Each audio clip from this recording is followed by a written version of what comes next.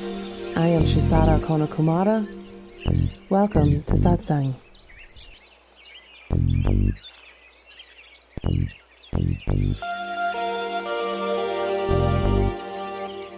You are beginningless.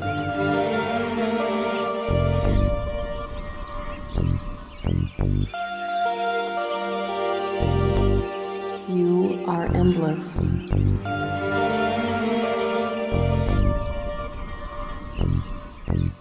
You are divine.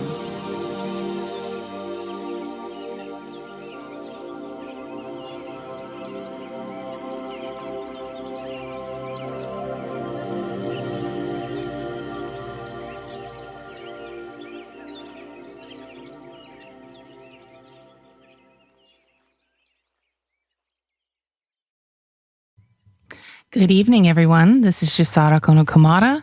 You're listening to Satsang with the Shambhala Center. Thank you so much for joining me this evening. I hope you all had a beautiful Thanksgiving last week if you are here in America. We're going to go ahead and do our clearing. I just wanted to let you know ahead of time that PielleAyan is with us, of course, as well as Linda, Megan, and Tim, our core council members for the Shambhala Center. So let's go ahead and get started. Please take a nice deep breath. Close your eyes and get yourself centered.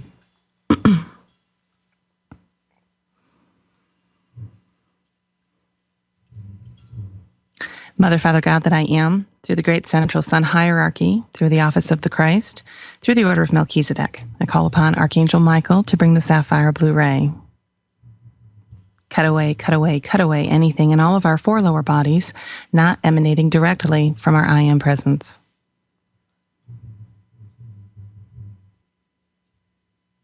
I now call on Archangel Zachiel, keeper of the violet flame. Blaze, blaze, blaze the violet flame through all of our four lower bodies. Transmute, transmute, transmute all the psychic debris Michael has cut free. I now bring forth the invincible ring pass knot and the mirror blue light of invisibility to completely surround each of us. And now I call forth a shaft of pure Christ light, one to surround each one of us, and I ask that they be brought to the center of the earth, where I call on Archangel Gabriel to seal them, and I ask that the legions of Michael completely surround each tube of light. And now I ask that our vibrations be raised high above the psychic and astral worlds to the highest realm of illumined truth we each can attain at this time. And now, Mother, Father, God, we place ourselves in service to you and to humanity. And I place myself in service to all of you tonight. And PielleAyan places herself in service as well. We ask that only that which is direct from you be permitted into our perceptions, and that all else of the lower mind be kept out. And we ask that only that which is direct from you be permitted through us. Because we have asked this, we consider it so. So be it.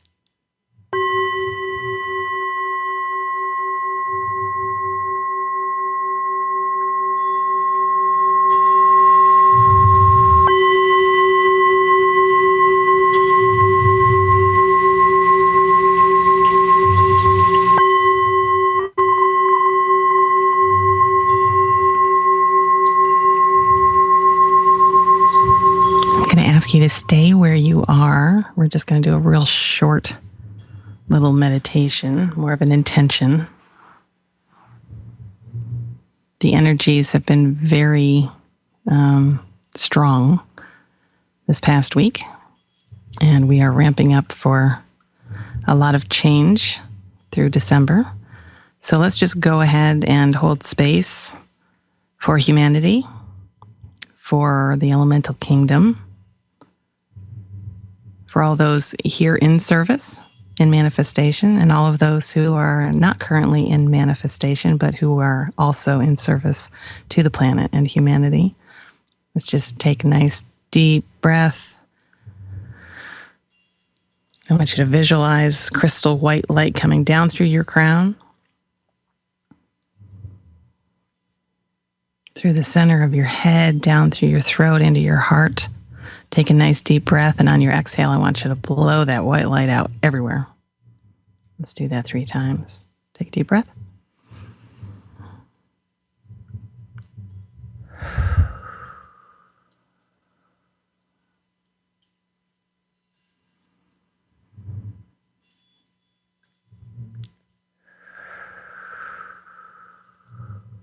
One more time.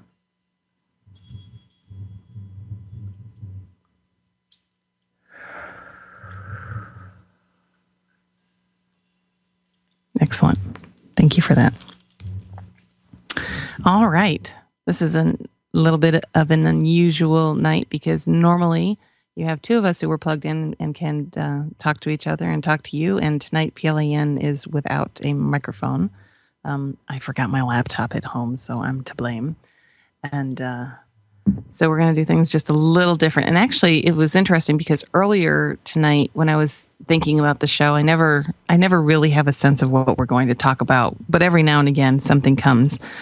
And tonight, what kept coming for me was that it needed to be kind of conversational. So last time we were with you live was the week before last, and I got a message from one of our beloved, dearly beloved listeners who said that I sounded kind of cranky. Because I really had a point to make last time. And I said, oh, what a shame, because here I thought I sounded impassioned. So let's keep it light tonight for our friend in Connecticut. What do we want to talk about? Now, PielleAyan, you said that there were some things that came up during our regular session, and you wanted to carry them over to ask some questions. So you want to come sit in the hot seat here and talk to us? Yay. So we have a little bit of microphone back and forth tonight, so just bear with us. I just put a Listerine thing in my mouth. I'm choking on it. Sorry. Okay, so we were talking about responsibility for people. And one thing that is coming up for me is I feel, for me, when it comes to love for people, I also feel responsible for them. And it goes back to the way I was raised. When you love someone or something, you take care of it, you're responsible for it. In our household, whether you were family or friend, we looked out for you like you were part of the immediate family. And of course, I do know that, an adult can take care of themselves. They don't really truly need me. Am I truly responsible for them? No. But at the same time, I do love them. I want the best for them. If you need me, I'm here for you, But there are times where I may feel obligated, if I'm tired or I got something else going on and I really don't have the time, like maybe I'm cooking dinner, I can't really talk to you right now. Or, you have some people that are so wrapped up in their story, like you're just going in circles, like no matter what I say, you're not hearing me, So that's a big thing for me. Like, and you were saying before, right action is taking care of yourself, doing what needs to be done for you. And sometimes. But my thing is I feel like I'm here to be of service. So if I'm needed, no matter how I feel, I should be of service. And I'm being told that I need to look at that whole, if you love somebody, you're responsible for them. Okay. So, well, I don't know if you want to walk away because we may have to come back. So this is interesting. We have to keep in mind, and we talked about this earlier, and this is one of the greatest challenges of this program is that I have no idea who's listening and I have no idea what level they are currently kind of sitting at. So I have to try to speak in a way that speaks to everybody, right? Because it's the interesting thing about the work is that as more and more dissolution takes place, it's like some things that are very true in one sense, you will actually reach a space where it no longer holds true. And so I have to, if you've been listening to me long enough, you'll know I usually say like, this is true here. However, if seen from this place, this is how it's seen. And there is a piece of that is sitting in this, right? So I was particularly struck by the use of the term obligation. And it's an interesting thing because, again, from the place of the personal self and from the place of this story here where consciousness is stuck, obligation is seen as more of a negative thing, right? Well, in truth, it's not negative or positive, right? It's a concept. And that's all it is a concept. So if that is seen for what it is, that right there, when it's truly seen, will kind of negate the sense of being stuck that you feel within your concept of feeling obligated, okay? There's a level at which, you are here in service. And I will speak from a very personal place here that, of course, I know I am here in service. And there are plenty of times that I have done things that absolutely interfered with what would be my quote unquote life, right? Outside of the work that I do. So things that interfered, times that I took phone calls or responded to emails or texts from, people that I work with,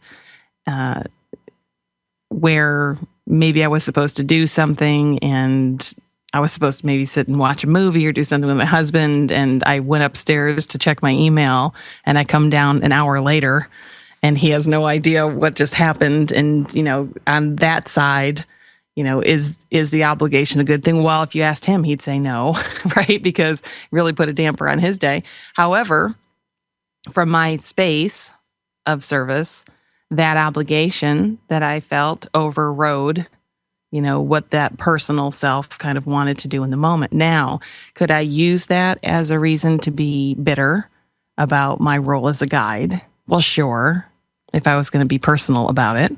However, seen from beyond that, when you just see it from the level of it is what it is, well, the reality is, in the moment, if you look at the greater situation, I have a husband who's not, say, going through some kind of traumatic emotional experience, just waiting for me to watch a movie. And on the other hand, I have someone that I work with who is struggling and needs guidance.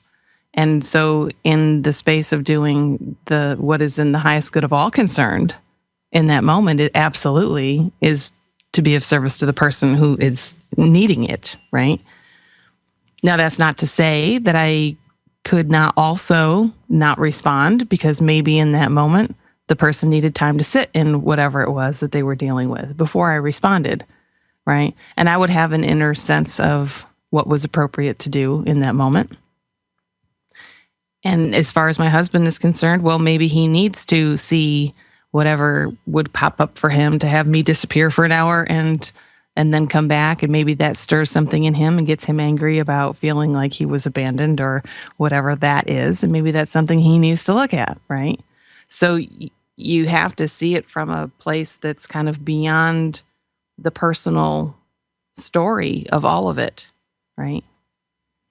So, to be of service is really kind of an impersonal thing. You see what I'm saying? I mean, it certainly feels personal to the person that you're serving, right? You see it? I see it. Yeah. I see what it is for me. Yeah, that's right. And the sticky point is that we are functioning, called to function from that place here in the world where the vast majority of the world can't understand that. Because it's all personal for them. All of it. There's nothing outside of the personal for them. So you end up in a situation all the time where people don't understand your choices, right? And the last thing you're going to do is to end up getting in a defensive position, because then you just walked into that person's reality, and that their consciousness just wrapped right around you to do that, right? You have to stay very centered in what you're doing. Are we responsible for anybody? No, we are not. Not even your children. People, this is a tough one for parents because, parents believe those children are theirs. They're not yours. You're a temporary custodian, here to grace them with your wisdom and, give them love and shelter and all these beautiful things. However, they are not yours. You're not older than them. You both are the same thing, beginningless and endless. And they have their own journeys, just as you do, right? It's not your responsibility to make sure that they get on the right path. Now, you can do everything in your power to help guide them that way, but their choices are their choices. We have no way of knowing anyone in your life. You have no way of knowing what their karmic debt is, what they need to move through in this lifetime in order to balance that. And who are you to step in the way and say, I feel like I know what's best? Well, from one level, maybe you do have a higher sight and you can see sometimes what is definitely best. But it's not, it's different with a small child because you kind of are in a position of enforcing things with a small child. But when they get older, and especially when you're talking about, say, friends or coworkers or parents or anything like that, anyone who's an adult, there's only so much you can do because they have every right to make their own choices, and we have no right to impose our choices on anybody. Even if you can see that it would be in their best interest, we just don't have the right to do that. And that's universal law. You don't impose your will on someone. And and I'll say this now, I don't think this has ever come up on the program. That's a really challenging thing when it happens to a person. It creates a whole level of a mess. When you have especially a child whose parent imposes their will on that child over and over and over again, it creates a really, really big karmic mess. And what it creates in the child is that the child will grow up and literally not be able to function from its own will. It's a mess. It's a mess. We've actually worked with someone here through the Shambhala Center who had that, and we had to go in and do very deep work to fix it. And it had to, was not only with that person, but with that person's parent. Of course, they weren't there for that. It was etheric work, but it's a mess, right? So we want to be really careful that, yes, you're there for guidance. Yes, you're there to share wisdom, and all of that, but you are not there to impose your will on anybody. Yeah. So what else comes up question-wise based on that?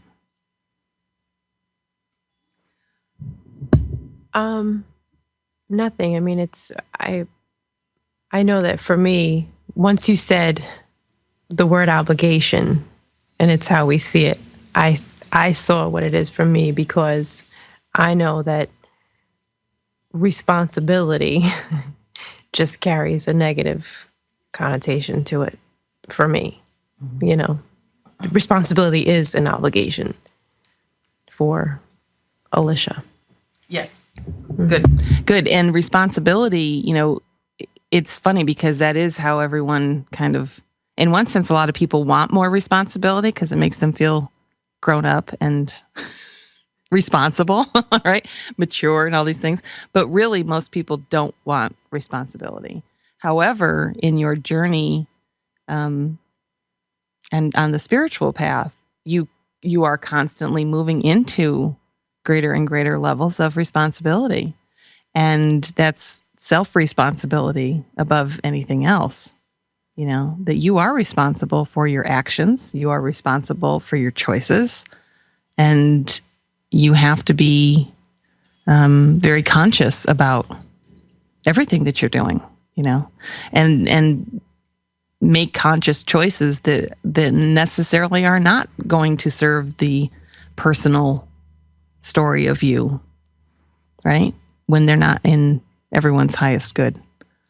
Because it could serve you great, but let's say it won't serve the immediate family well at all. Well, that has to be looked at, and that's part of your journey, is moving moving further and further away from that very selfish, self-centered spot that the personal self exists in. It's very greedy, the personal self, very greedy. Even when, this is a beautiful thing I love to point out to people when I'm working one-on-one with someone, there's always a point at which I get to point out to them that even their sense of altruism is greedy and selfish. And they'll look at me like, you've got to be kidding me. No. You know, I want to serve. I want to be helpful. And I'm like, do you really? You know, where she's laughing. Like, why? Oh, because it makes me feel good. Oh, really? Tell me that's not selfish. You do it for yourself because it makes you feel good, right? It makes me feel like I've done something worthwhile, and it makes me feel this, and it makes me feel that, and it makes me, and I say, oh, that's a lot of me's. That's a lot of I's. And as soon as anyone's talking about anything, and it's me and I, they are completely wrapped up in it, right? And of course, the mind is very good at arguing very benevolent reasons for everything. And this is a perfect example. Using service, that's a good one. Because a lot of people are using their sense of being of service just to perpetuate the story. They have to be the savior, right? Because they feel victimized. So the other person's suffering that they're trying to alleviate makes them feel victimized. And it's because of that victimization that then they feel like they need to save them. You see?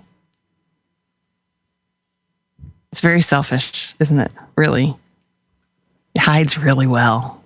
It hides really well. Now, that's not to be mistaken for, you know, there are people who you're born and like, you'll see someone and they're a teacher and they'll be like, from the time I was little, I always wanted to be a teacher.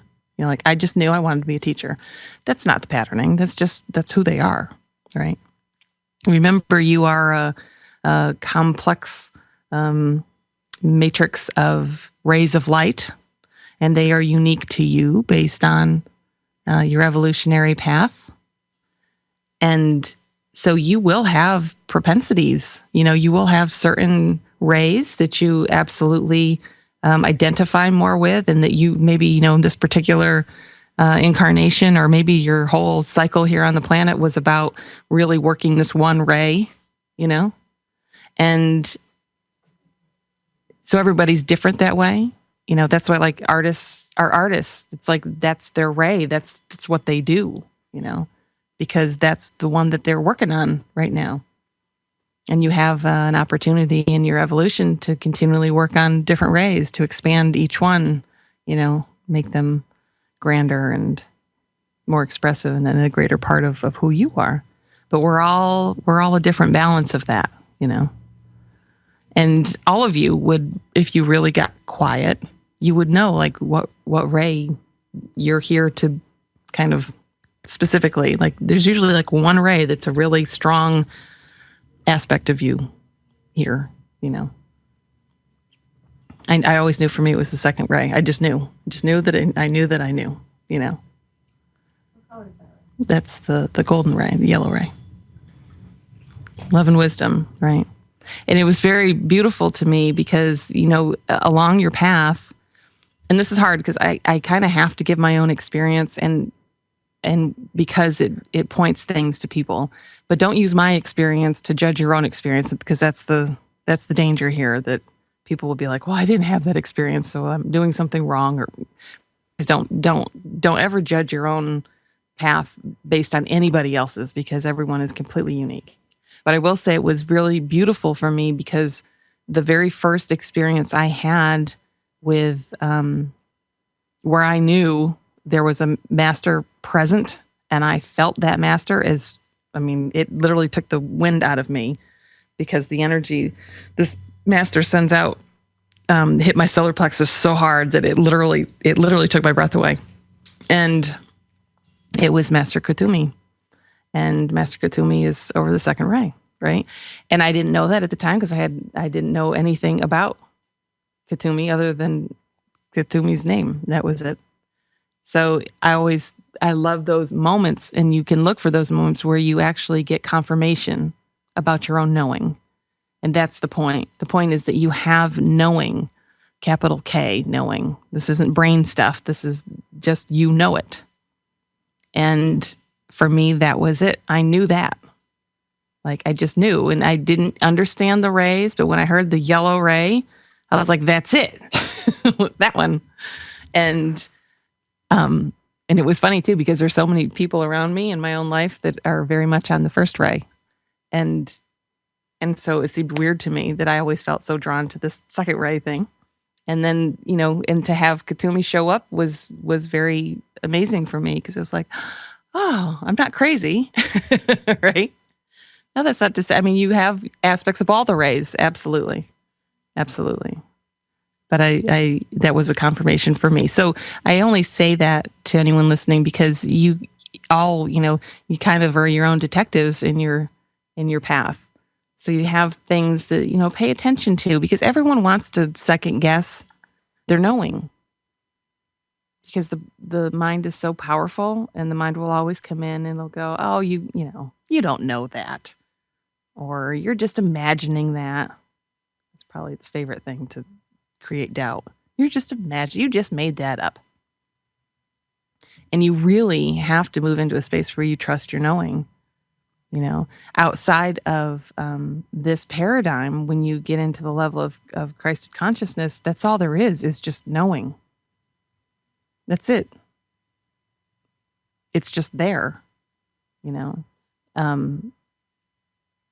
it's just there. And and I don't even know how else to say it. It's like, if I go into meditation, that's what I'll get. I don't even know what it is. I guess some people would call it a download or something. It's not like I feel like something's downloading itself into me. It's just all of a sudden I have this knowing, and I just know it. I know it through and through. Why? Who's to say? And why do I need to know that? I don't know. But it's there. Sometimes I understand why. Sometimes I don't. Right? But it's not for me to question it. And it's not for me to go chasing around trying to figure out, I better get on the internet and find out what that means and find out what that means. Everything unfolds in its perfect timing. So you just have to be patient, and you just allow things to present themselves, and, you trust what you see, and then just allow it to do what it's going to do. You're not the doer who has to make everything make sense. Understand? There's this, you can't even conceptualize what's playing itself out here in physicality, much less all the other levels that are also playing themselves out simultaneously with this level. Yeah. And they're all connected. So, you get something in meditation one day and it says something. And then that's what everyone wants to do. Oh, how exciting. Let's go figure that out. Must mean I'm supposed to do this. It doesn't mean anything. You'll know when it means something, that's something you need to take action on, because you'll know. But until then, the mind just wants to turn it into something else to personalize, it is what it is. These are things you'll learn along the way. But trust what comes. Because the thing is, if you don't trust, and if you are constantly in a state of doubt, it's kind of like, think of it this way, whatever you want to term it, the universe is sending you these signals all the time to show you that you're connected, And when you constantly are in the space of doubt, it's like you're pushing it away, right? Well, will the universe continue to send them as frequently if every time you just push it away? No. But if you start to pay attention and then start to recognize when something came and then be in gratitude for it. Take that second to acknowledge it. Thank you. Thank you so much for that. I see that. Thank you. It's like that sends the signal that, oh, I'm open and receptive, right? And so what happens more? Well, it will happen more. And then you see more synchronicities in your life, and then your life turns into this beautiful thing, this beautiful play that's playing itself out, where it's like one synchronicity leads to the next and leads to the next. And then you're just kind of following it around like a little happy little puppy dog, because it's just exciting, And that's your natural state, that sense of wonder and excitement, A little kid would walk into a big house and be excited about what's around every corner because they have no idea, versus the adult that walks into the big house and is nervous when they turn the corner because they're afraid of what they're going to see. It's that sense of wonder is a part of what you are, and it's like something no one ever thinks about, but you should, walk up to a door Like we have one here in the office. Walk up to a door and take that moment and think that, you're the one projecting what's on the other side. That's coming from you.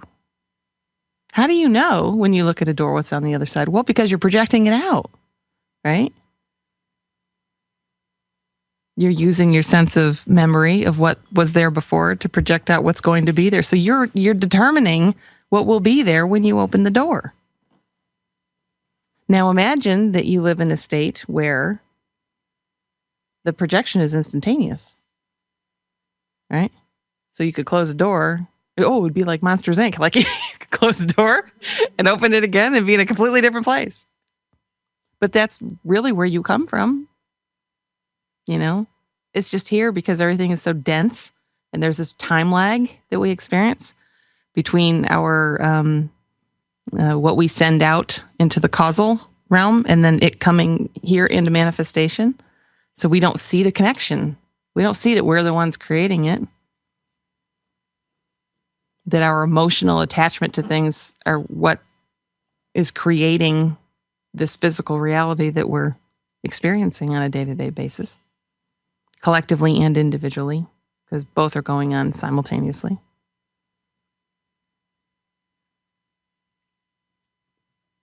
And then the people around you, right now, y'all think they're real.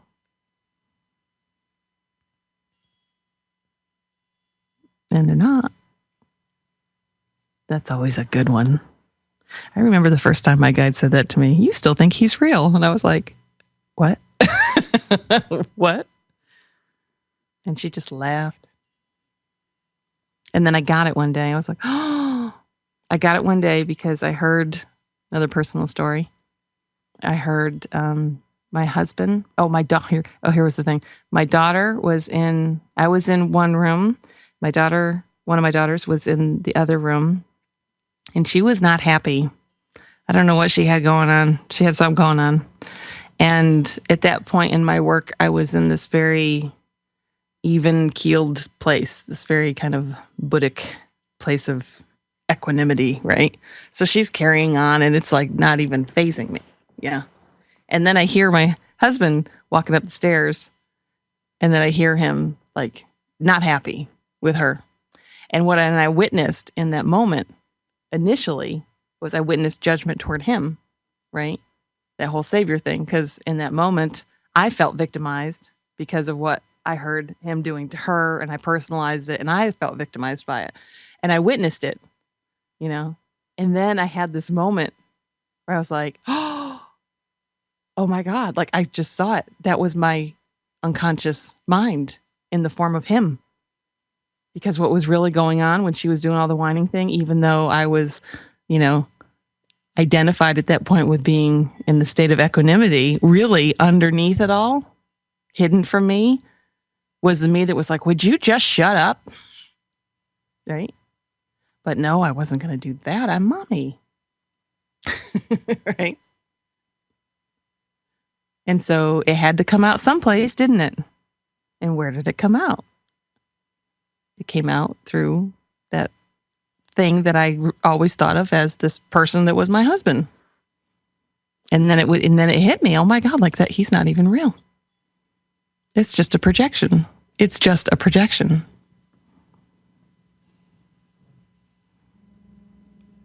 Interesting, yeah?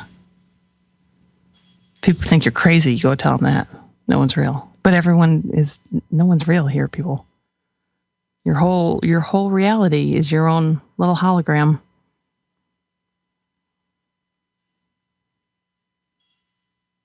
So you're witnessing all these aspects of the lower mind everywhere. And remember, there's only one.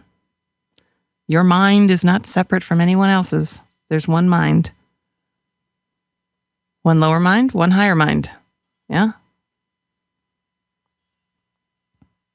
So people have this this is very funny. People right now, the big, thing is this whole unity thing, unity consciousness. Like people have latched onto that. We're one. So mentally they can cognize that. We're all one. But no one has seemed to cognize at all that the lower mind is one. See, they think of it as a lofty thing, and they can't see it from a very fundamental, down in the world place, down in the world where everyone seems so separate. No one's separate. There's no difference. You're all just as one in the illusion as you are outside of the illusion. You understand? Does that make sense? See, you're not moving from separation into unity. Separation doesn't exist. It's a faulty concept. It can't exist. There's only one appearing as everything. How could anything be separate? See, so even the concept of moving into something from something else is faulty to begin with. Everything's unified right now. You just don't witness it because the identification is in a concept, and the concept is separation. And so that's all that's experienced because you're looking for it everywhere. See? That's what's going on. Is the mind as it sits in your individuated self is looking for proof of separation everywhere. Because at a very fundamental level, that's the anchor point that holds it all in place, is the belief that it even exists. The belief that you are separate. And so that's what you're looking for. Remember, I've told you over and over again, if you're looking for something, you're going to find it. I promise you'll find it. Whatever it is, whatever your projection is, if you're looking for it, you will find it. If there's doubt that's created, you're going to start looking for something to prove that there was reason for doubt, and you will find it. Doesn't matter what it is. Okay? And so this isn't any different. It's not any different. So the lower mind, which is stuck in a concept, is just now, this all it's doing is just looking to prove that the concept is real. And so it spends all its time doing that.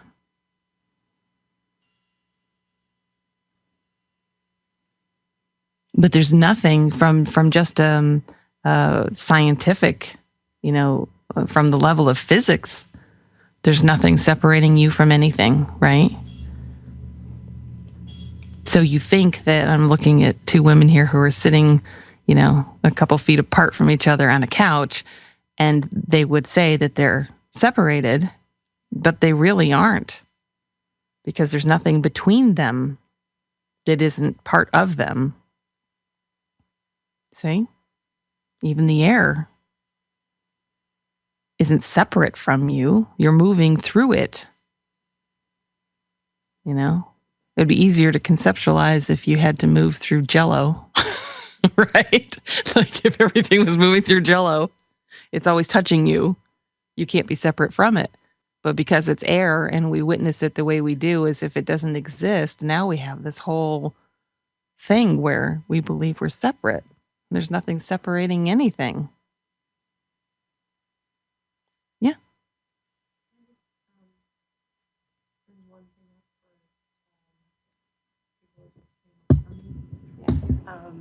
So one thing that came up is when you said that, and I thought not everybody's going to know this and they might think it, right? So when you're, whatever it is that you're looking for out there, you'll find it. So if you're looking for doubt, you'll find it. If you're looking for separation, you'll find it.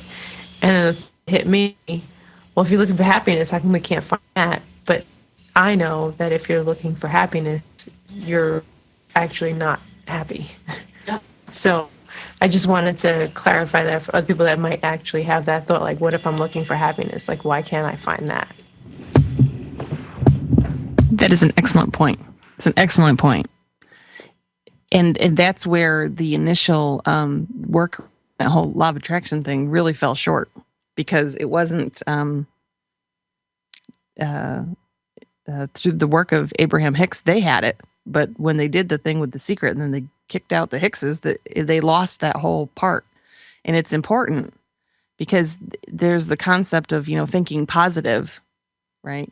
And boy, I could talk a lot about that, and I'm not going to get into it. But just, setting an intention and thinking positively about something is not enough to make that manifest in a way that it's like a permanent kind of a thing. Okay? Because the desire itself comes from the space of what? An unmet need, right? All desires come from unmet needs. So if you don't have happiness and you desire happiness, what you're actually doing is reinforcing the fact that you don't have it. By saying, I want it, what you're saying is, I don't have it. Right? And that's what sits underneath it. Right? So you're running away from a situation rather than finding it where you're at, which is truly the way that you would transcend the desire altogether. People will say, like, I'm not happy with this situation, so it needs to change. So they run from one thing, searching for another thing. And as long as they're running and they aren't honest with what's going on, and they haven't been courageous enough to really face it head on, they're always going to recreate it because they have to. Remember, everything is coming up to be balanced here. If you're imbalanced in any area, it has to keep appearing in your life.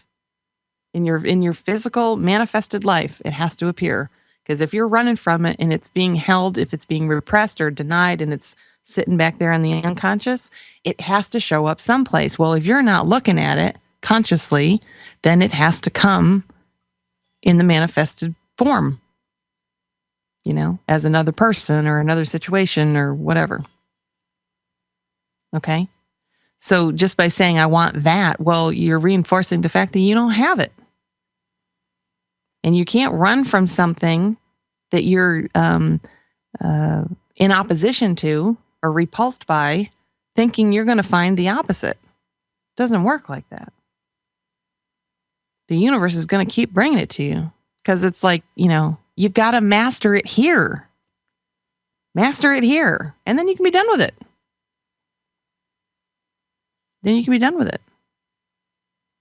And that's how people get stuck in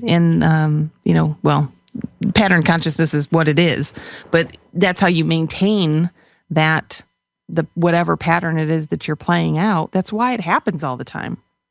Because you can only go to a certain point with it, and then you run again. Because most people just are not willing to face the fear that's sitting underneath it. Maybe it's I'm afraid of being alone, so I'm looking for a person. Because I don't want to be alone, And until you're okay with being alone, you're never going to find the person that you're going to want to be with. The pattern won't let you, right? The pattern is always going to search for the thing that's going to bring the pattern back for you to see again. Because that's the key, that unlocks your prison door. Now, people see it as like some kind of punishment. No. It's there so that you can free yourself. That's the whole point. If everyone could just understand that all these quote unquote bad things that happen to them in their lives are actually a gift in disguise, the world would change so fast. It'd be so fast. It's not punishment. You've brought it to your own door for the express reason of seeing through it, confronting it, looking at your pain, looking at your fear, seeing what is at the core of it, seeing those things that are locked back there in the deepest recesses of your psyche and bringing them forward, seeing them for what they are, allowing it to hurt, releasing all that trapped energy. You have lifetimes worth of trapped energy stuck in this physical form. It gets released. Lots of tears. Bucket loads of tears along the way. Yeah. And it's good. Let it go, Free it up for something new to take its place. But that's what it takes. You've got to be willing to do that work. If you're going to run, I promise you, you're never going to find it. Even though it's presented to you over and over and over again, you're never going to see it for what it actually is. Everything you are in opposition to is a gift in disguise. If you can actually see it and work with it and not fight against it, but allow it. Be humble. Boy, it takes humility to see, when I say yourself, it's not really you, it's a program. But it is the personal self that is undoing the personal self simultaneously. And it takes a lot of humility to do that. So stay humble, recognizing that there are, so many things to this world that you have no concept of. For as much as you may have read and for as many videos as you've watched on YouTube or whatever, there's so much more than you have any concept of. So be humble, and start looking within. When you get little moments where you feel a twinge or that, stop and look at that. Don't dismiss it. Don't dismiss it. It's important. And for most people to be like, "Oh, you're crazy. I'd be looking at stuff all day long." Well, you know what? So look all day long. Because the beauty is, if you look all day long, eventually there's going to be a day where you're going to have a whole day and you won't have to look at anything. Because that won't be happening to you all day long anymore. You truly do move into that space. We about ready? Yeah? Okay. So I'm getting the cue that it's time for meditation. So hopefully I sounded a little more cheery tonight. Oh, I'm always cheery on the inside, even if I sound like an ogre on the outside, right?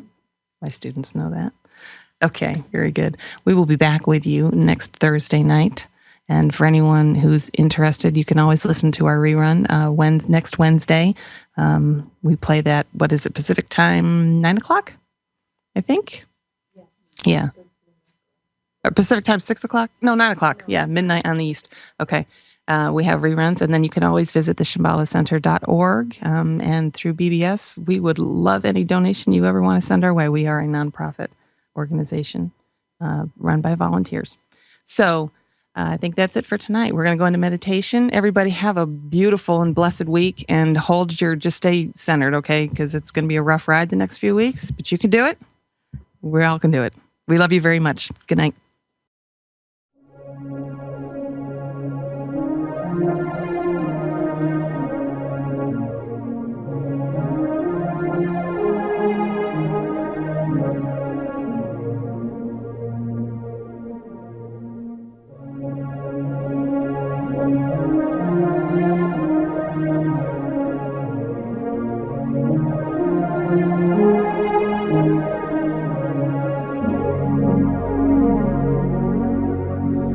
Oh